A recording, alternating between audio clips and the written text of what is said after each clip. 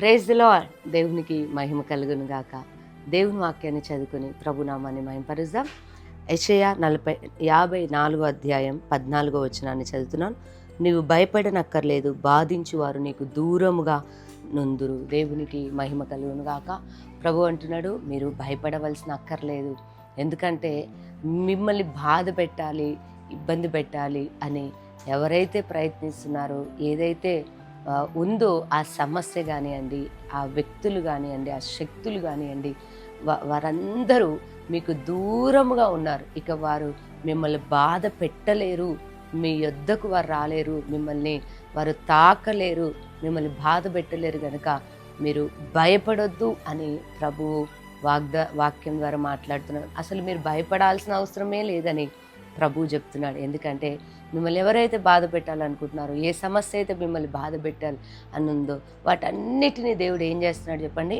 దూరంగా ఉంచుతున్నాడంట.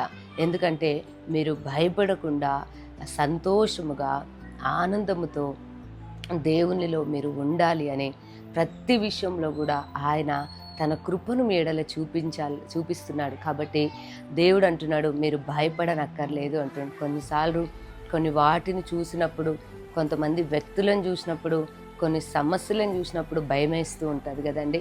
ఏమవుతుందో అని భయపడుతూ ఉంటాం. కానీ దేవుడు అంటున్నాడు, భయపడనక్కర్లేదు. వాటన్నిటిని దేవుడు నీకు దూరంగా ఉంచి ఉన్నాడు.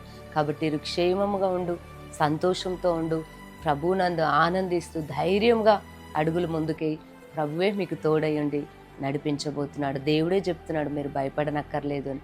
మరి ఇంకా దేని గురించి ఎందుకు భయపడాలి? దేవుడు మాటిచ్చాడు.